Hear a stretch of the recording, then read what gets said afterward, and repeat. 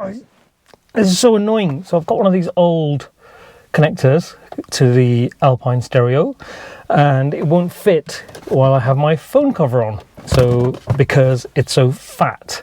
So I'm going to put it on, and it's probably going to say this accessory is not recognized. Oh, hang on, I need to start the car up.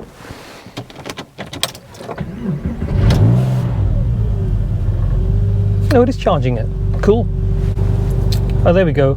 Accessory not supported. Hello and welcome back to the channel.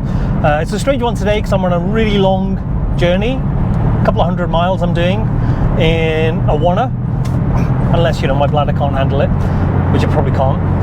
So I'm on my way to Devon to catch up with a friend who's quite well connected in some dealer networks, in high-end sports car ownership circles, and he says there's a chance, so this is just a meeting, it's not going to happen today, but there's a chance that he might be able to get me a drive in something like Diablo, or complete off chance an F40, but more likely something like a GT3. Now, normally I wouldn't travel all that way because I'm lazy, as you know, but I spoke to my brother the other day, and he was saying that I'm really lazy and I'm really reserved about, I'm really lazy about going out and doing things that really don't matter, and I've got a bit of time. My wife is working, my children are going to be back to school, so instead of just doing lots of renovations that, you know, eventually I could earn enough money for somebody else to get done, I should just head out and go meet somebody. And it works out really well because there's a couple of other friends who live out in that way that I haven't seen for a really long time. I can catch up with them.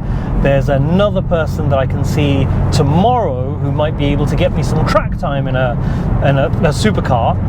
So for the sake of a day, quite a lot of driving, it's going to be like 6 hours driving in total.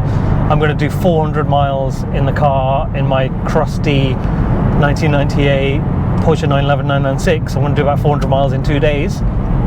Also a good experiment. So I thought, why not? Let's do it. I'm staying at a nice hotel, and I might as well just, you know, enjoy it. Maybe there'll be a spa or something, a jacuzzi. No, I don't have jacuzzis, are gross, aren't they? Anyway, we're off, and that's what we're going to do. But anyway, just a quick update on a couple of other things. Apologies, I haven't replied to some of the messages on YouTube, but I will do that probably when I'm sat in my hotel room, not doing a lot this evening. And it's mostly because it's just been Christmas, New Year, all of that kind of stuff. But there's been some, not developments, but things that I've had to do for the Boxster. Now, the problem is, so my brother came over, I showed it to him. He hadn't seen it before. And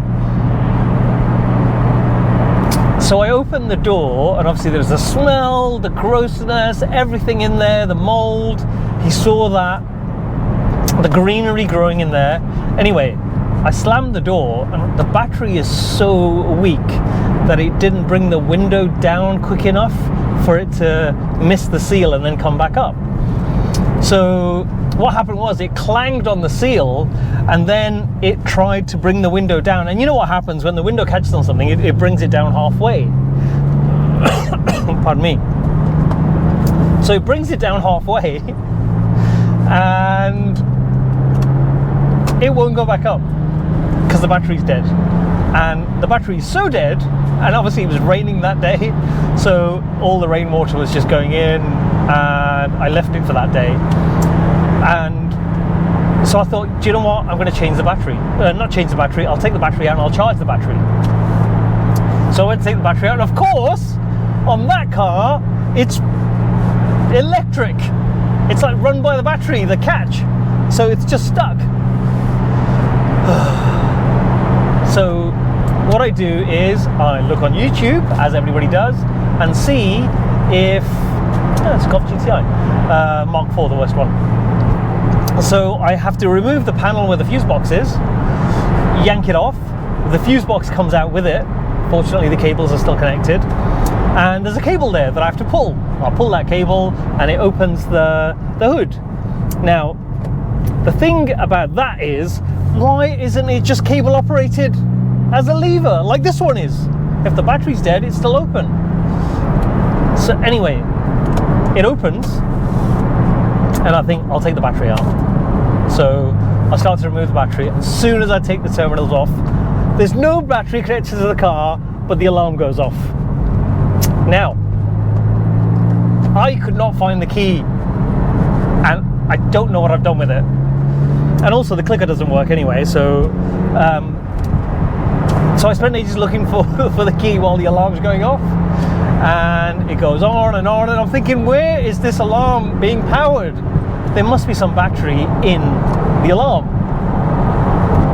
So anyway, it goes on for about 10 minutes, not really loud, so I leave it going, and because it's piercing noise. So once the alarm stops, I take the battery out and I'll put it on charge. This was about 3 days ago, by the way. Yeah, 3 days ago. So I put it on charge, and actually it's still on trickle charge. And then I head down to Halfords, pay £60 for a breathable cover, and I just chuck it over the top. And so the window's still open, which is good, so it's getting ventilation, but the cover's over the top. And it's been raining, this, that, whatever. It's a breathable cover, so I'm hoping that there will be some airflow through the car that won't make it super, super crusty. Now, what I need to do is clean the inside and get some of those dehumidifying packs. So I'm going to do that. And once I've got those, I'm going to set them up in the car all over, still leave the window open, and hopefully it's going to dry out, get it super clean, just so when I do drive it, I'm not sat in mold that's then growing up my bum. Whereas this car just has Christmas tree needles everywhere. I'm sat on some right now. So, and it's properly been getting a hammering as a family car. My children have been in here. I've done the shopping.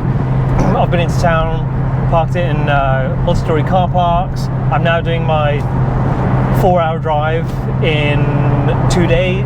It's not 4 hours in 2 days, it's 3 hours each. So it's 6 hours in 2 days. And I've not checked the oil and the coolant in a few months, but it should be fine. The temperature's fine, the oil pressure's fine, and it's all go. The key is a bit temperamental now. I don't know if that's because the key is broken or the battery is going, and so I need to follow that process of changing the battery, and then I need to work out how I'm going to change the locks on the Boxster. But anyway, I'm not going to ramble on. I think I've rambled on enough as it is. Thank you to everybody who's been hitting like, commenting, subscribing, and I'm sure I'll be making more videos on the drives. It won't be on another one on this one, because I can't then turn the camera on and off while I'm on the motorway unless I stop. So if I see anything interesting, I'll post something on Instagram. It's been brilliant, all the people who've reached out to me after I had my little rant on one of the previous videos, just about follow your passion. I'm probably going to have another rant about that very soon. It might not be a rant, it might just be drive time chatting. So anyway, catch you on the next. Do you know what, I'm wearing a mask? I think there's fibers or something loose in the mask and I'm breathing them in, so I just keep coughing. It's really annoying. I need to get a different mask. Anyway, speaking of masks and vaccine, have you seen the news that's just come out that Novak Djokovic has got an exemption for not being vaxxed for the Australian Open? He's an anti-vaxxer, it's got to be, right? Is he an anti-vaxxer? I don't know. He could be, because he's always refused to answer the question whether he's vaxxed or not. All the other players are saying yes, they are, the ones who come out and spoken about it, and that it's, you know, it's a team game. Everybody's got to be in it together, and we've got to try and quell it all. But he's not spoken up about it, and he had that event where multiple players got COVID. So I think he's worked the system there to get himself an exemption. Anyway, Oh, and also there won't be any photos, or you won't have seen any photos of the Boxster, of the panels coming off, of the cover on, because I've left home and I haven't taken any photos of the car, so it will just be me talking, because I'll probably edit the video while I'm there. And anyway, I'll catch you on the next video. Thanks for watching.